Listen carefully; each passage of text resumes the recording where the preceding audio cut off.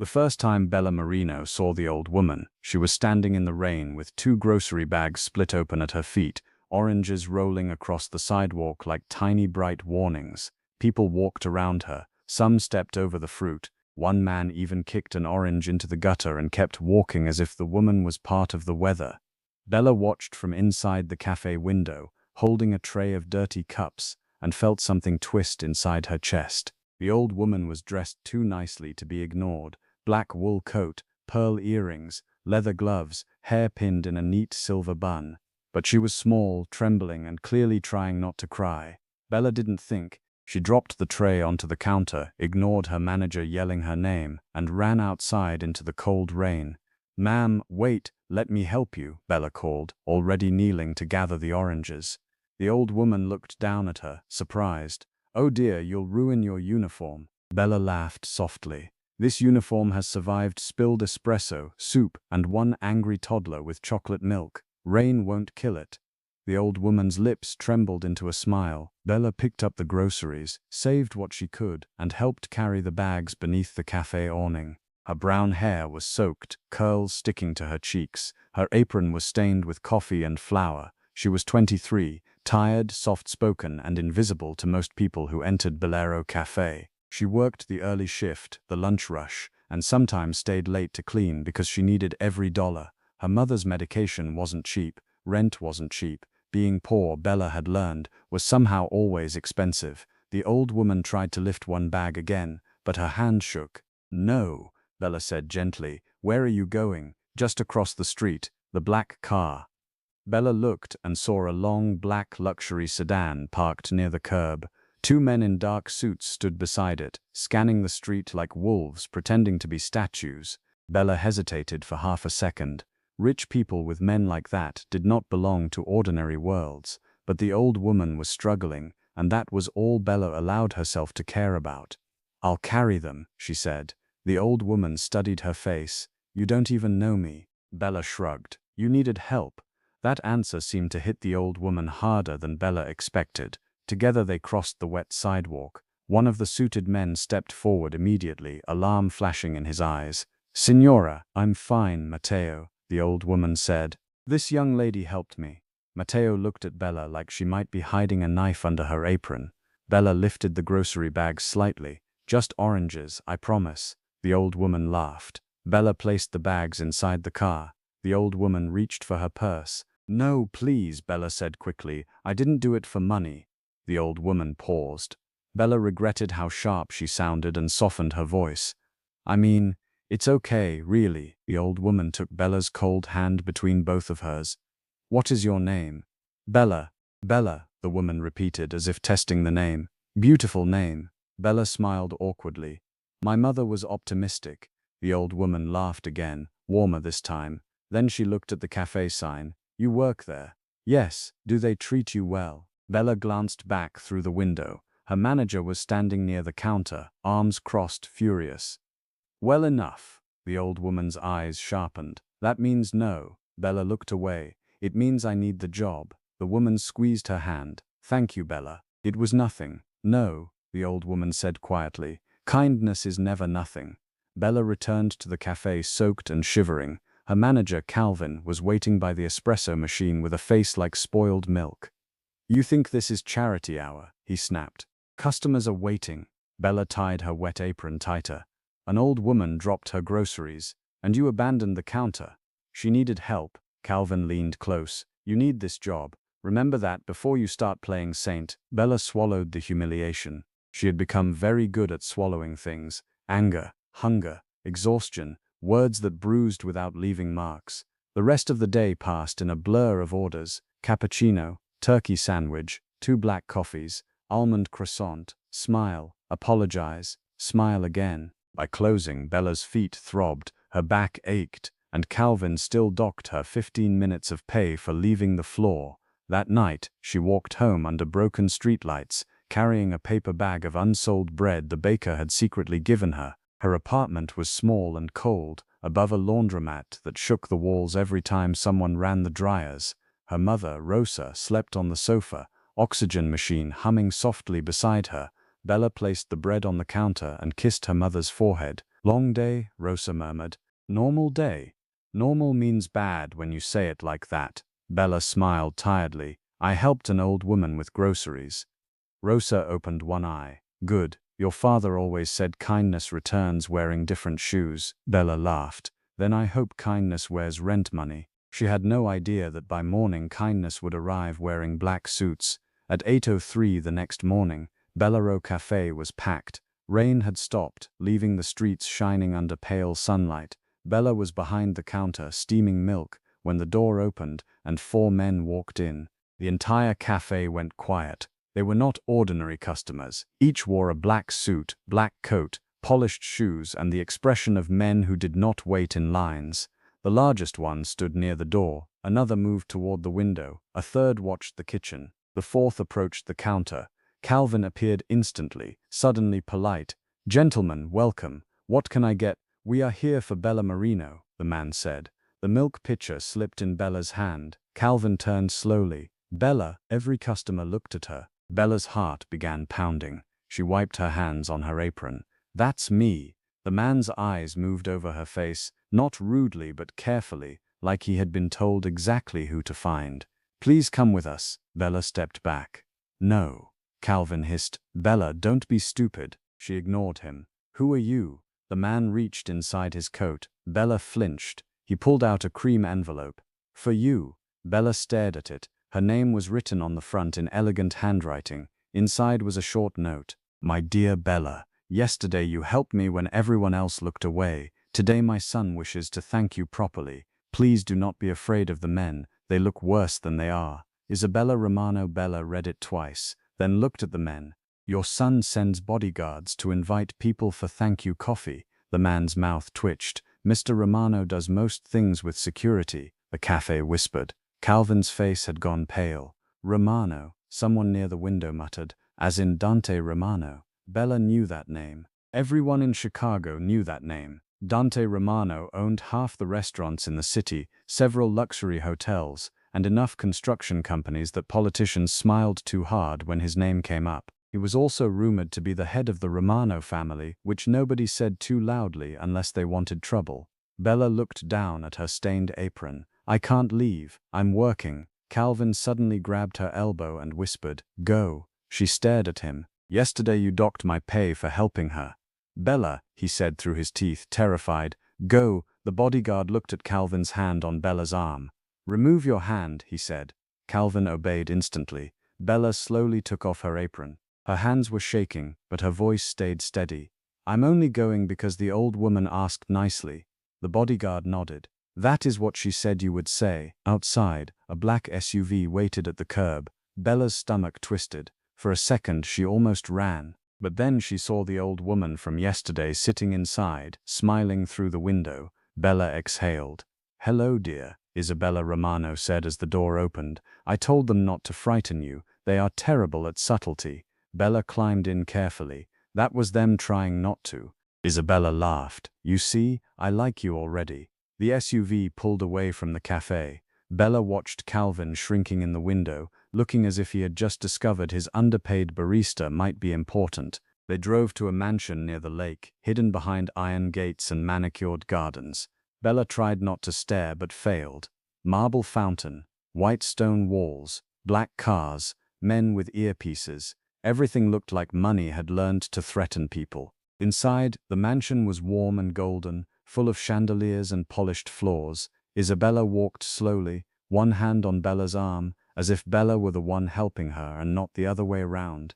My son is in his office, Isabella said. He wanted to meet the girl who refused payment. I didn't refuse to be dramatic. No, you refused because you have pride. Bella gave a small smile. Pride is free. I can afford it. Isabella laughed so loudly a maid glanced over in surprise. Then the office doors opened. Dante Romano stood inside. Bella forgot how to breathe. He was younger than she expected, maybe 38, tall and broad, wearing a black shirt open at the collar beneath a dark tailored suit. Tattoos climbed the side of his neck and disappeared beneath the fabric. His hands were inked, marked with rings, one gold watch resting at his wrist. His face was handsome in the way storms are beautiful from far away. Dangerous, controlled, impossible to ignore. His eyes moved from his mother's hand on Bella's arm to Bella's face. For a moment he said nothing. Then he looked at Isabella. You should have called me yesterday. I dropped oranges, Dante. I did not declare war. You were outside without Matteo close enough. I crossed a sidewalk, not enemy territory. Bella pressed her lips together to keep from smiling. Dante noticed. His eyes returned to her. You find this funny? A little. Isabella smiled with delight. Dante did not. Or maybe he almost did and stopped himself. You helped my mother, he said. She dropped groceries. Most people kept walking. They were rude. Yes, Dante said. They were. He stepped behind his desk and picked up a small velvet box. Bella immediately raised her hands. No, Dante paused. You haven't seen what it is. If it's expensive, no. His eyebrow lifted. You refuse gifts often. Only from mafia bosses. The room went silent. Isabella covered her mouth, clearly trying not to laugh. Dante stared at Bella for 3 long seconds. Then he laughed once, low and surprised. Bella's cheeks warmed. Sorry. No, he said. You're not. No, I'm not. If you're enjoying this story, subscribe to the channel and comment your name and city below. Because Bella thought she was only returning kindness to an old woman, but she had just walked into the home of a man who never forgot a debt. Dante opened the box anyway. Inside was a delicate gold bracelet with a tiny orange charm. Bella softened despite herself. It's not payment, Isabella said gently. It's memory. Bella looked at the old woman's hopeful face and felt her defenses weaken. It's beautiful. Dante stepped closer and placed the box on the desk between them. Take it. Bella looked at him. Do you always order people when you're trying to be nice? I'm not often trying to be nice. Clearly. Isabella laughed again. Dante, she is good for you. Dante's expression hardened slightly. Mother. Bella sensed the change. There was tension between them. Love, yes, but also fear. Control. A son who had turned protection into a prison because the world had once hurt them. Isabella touched Bella's arm. Stay for tea. Bella looked at the clock on the wall. I have to get back to work. Dante's face turned colder. Your manager will survive. I'm not worried about him. I'm worried about rent. The honesty slipped out before Bella could stop it. Dante's eyes sharpened. She hated that. Hated the way rich people noticed poverty like a stain. I mean, I need my hours, she said quickly. Dante picked up his phone. You have the day off. No, I don't. He looked up. You do now. Did you just call my boss? Yes. Bella stared. You can't just rearrange my life because your mother likes me. I can. Wrong answer. Isabella watched them like a woman enjoying a play. Bella stepped closer to Dante's desk. Listen, Mr. Romano. Yesterday I helped your mother because she needed help. I didn't do it to get dragged out of my job, given jewelry, and ordered around by a man with bodyguards. Dante's gaze darkened, but not with anger. Interest. Most people don't speak to me that way. Maybe most people are trying to stay alive. And you? I'm trying to pay rent. That made him quiet. Isabella's smile faded. Bella, dear. Bella immediately regretted the sharpness. I'm sorry. I don't mean to be rude. I can't afford surprises. Dante studied her for a long moment. Then no surprises. He placed the bracelet box in her hand. No strings, no debt, no demand. You may return to work after tea. Bella looked down at the box. 1 tea, Isabella beamed. Perfect. Tea became lunch. Lunch became a tour of the garden because Isabella insisted the roses were criminally ignored by men with guns. Bella found herself laughing more than she had in months. Isabella asked about her mother, her job, her dreams. Bella tried to answer lightly, but Isabella heard what was hidden underneath. You take care of everyone, the old woman said. Bella looked at her hands. Someone has to. And who takes care of you? Bella smiled, but it hurt. Coffee. From the terrace, Dante watched them. His right-hand man, Marco, stood beside him. She's ordinary. Dante's eyes stayed on Bella. No. Marco frowned. Boss. Ordinary people don't refuse money when they need it. Marco glanced at him. That makes her dangerous. Dante's voice was quiet. That makes her rare. By the time Bella returned to the cafe, everything had changed. Calvin was too polite. Customers whispered. A co-worker named Jenna grabbed her arm near the pantry. Are you insane? 4 Romano men came for you. They came for his mother. No, Bella. Men like that don't send bodyguards for nothing. Bella touched the bracelet hidden in her pocket. It was just tea. Jenna stared. With the Romanos, nothing is just tea. That night, after closing, Bella found Calvin in the office counting cash.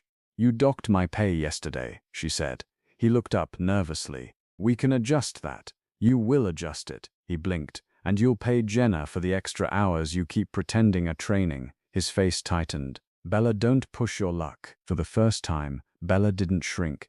"Luck walked into the cafe wearing 4 black suits this morning," she said. "I'm pushing back pay." Calvin stared at her, pale and furious. The next day, the cafe got inspected, not by City Health, by Dante Romano. He walked in at 10 a.m., with 2 men behind him, wearing a dark suit and the expression of someone evaluating a crime scene.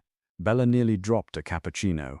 "What are you doing here?" "Buying coffee. You don't look like you drink cafe coffee." "I'm adaptable." Calvin rushed over. "Mr. Romano, welcome sir, please, anything you like." Dante ignored him and looked at Bella. "What do you recommend?" She narrowed her eyes. "For you, black coffee, no sugar, very bitter." Marco coughed behind him. Dante's mouth twitched. "Perfect." He sat at a corner table. For the next hour, business doubled because everyone wanted to see why Dante Romano was sitting in a small cafe drinking bitter coffee while watching a barista like she was the only person in the room. Bella hated how aware she was of him, hated the way his eyes followed the movement of her hands, hated that he noticed when she winced lifting a crate of milk. After the rush, Dante stood and walked behind the counter. "You can't come back here," she said. "I own the building now." Bella froze. "What?" Calvin made a strangled sound from the office. Dante looked at her calmly. "The landlord was eager to sell. You bought the building." "Yes, because of coffee. Because your manager is stealing wages, underpaying staff, and storing expired ingredients near the back sink." Calvin appeared in the doorway, sweating. "That's not." Dante looked at him. Calvin stopped talking. Bella's head spun. "You can't just do that." "I already did." "Why?" Dante looked at her carefully. "Because you asked him to pay people fairly, and he threatened you after I left." Bella's blood went cold. "How do you know that?" His silence answered. She stepped closer, furious. "You had me watched. To keep you safe. I didn't ask you to keep me safe." "No, but someone followed you home last night." Bella stopped.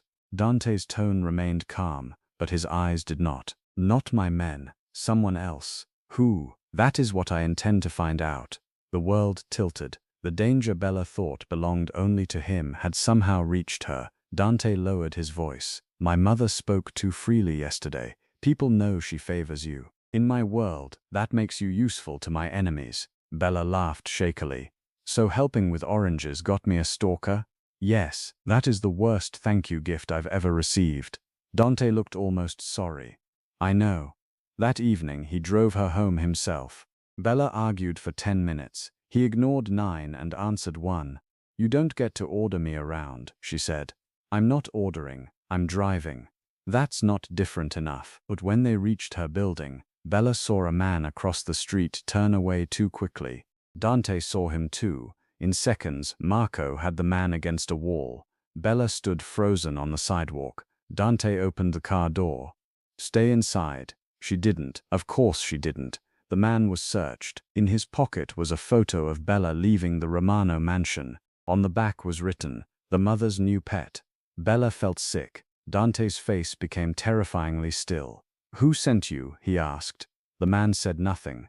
Dante smiled. Bella quickly stepped forward. "Don't." He looked at her. "Not here," she whispered. "Not in front of my building. My mother is upstairs." The word mother changed his expression. He turned to Marco. "Take him away." Bella's legs shook. Dante noticed and gently touched her elbow. "Barely there." "Come," he said. "I need to check your apartment. My mother will panic. Then I will be polite." Despite everything, Bella almost laughed. "Can you?" "I can try." Rosa Marino was not impressed by mafia money. She sat on the sofa with a blanket over her knees, oxygen tube under her nose, and looked Dante up and down. "You're the reason my daughter came home in a black car?" Dante stood respectfully near the door. "Yes, ma'am." "You trouble." "Yes, ma'am," Bella groaned. "Dante, Rosa's eyes narrowed. At least he's honest. Dante inspected the apartment quietly. Broken window latch, weak door lock, fire escape accessible from the alley. Every flaw made his jaw tighten.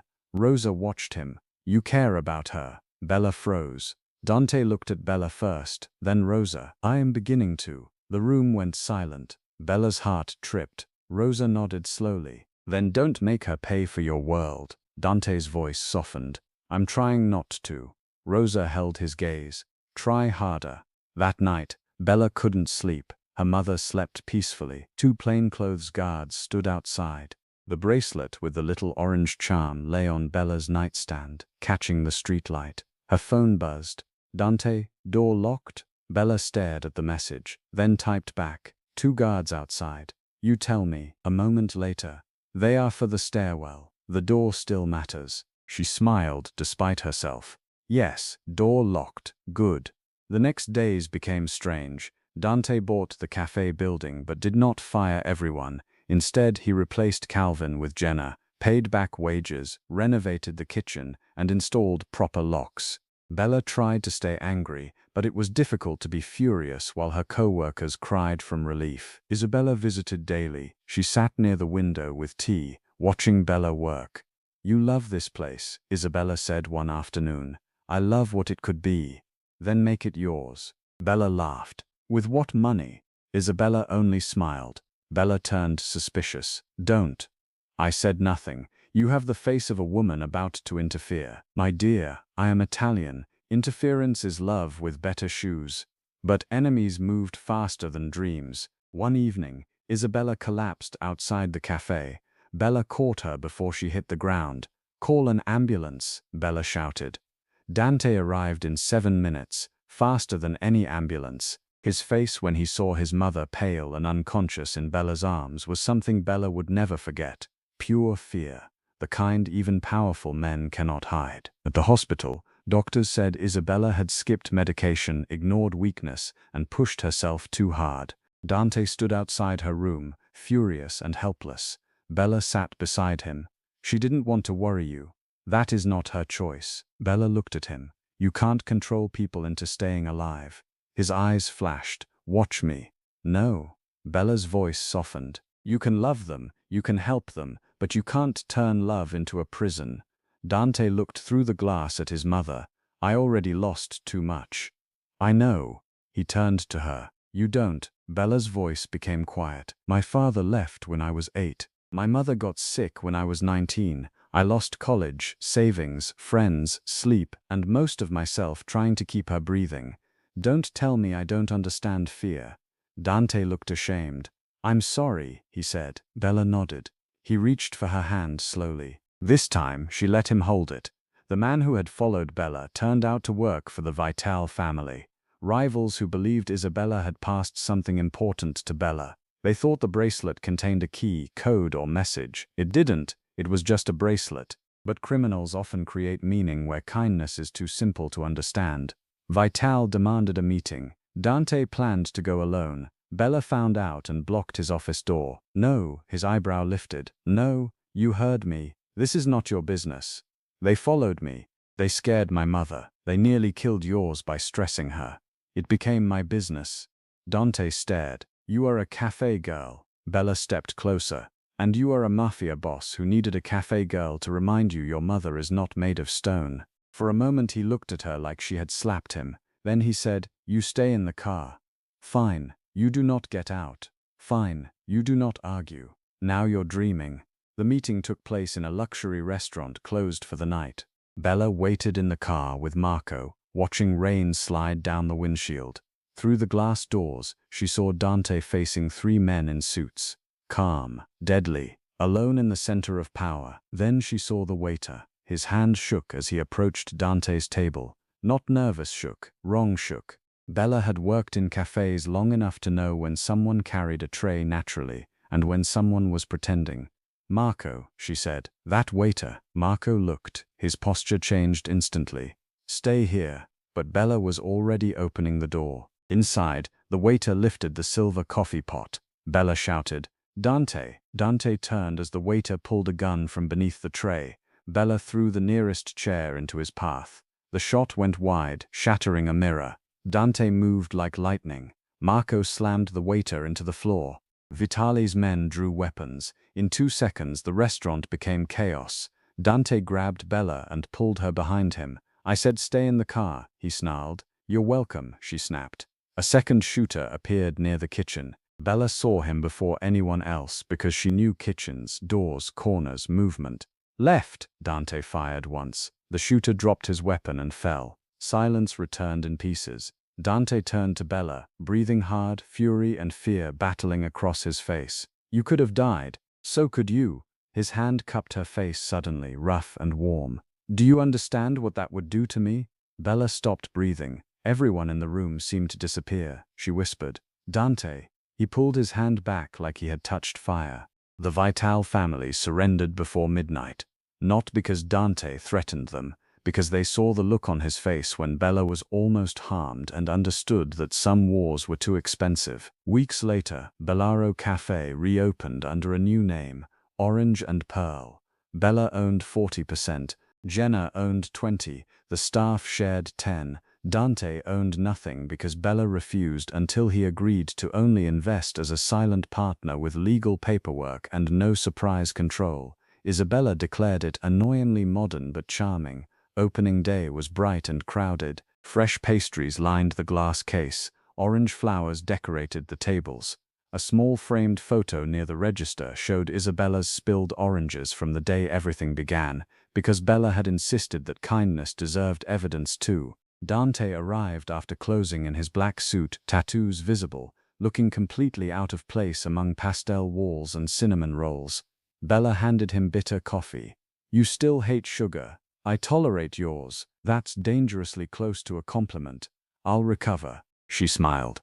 Isabella sat near the window, healthier now, wearing the gold bracelets matching orange charm around her neck, because she said Bella had earned the original. Dante looked at his mother laughing with Rosa near the front table, both women plotting something involving cannoli. "You saved her," he said. Bella shook her head.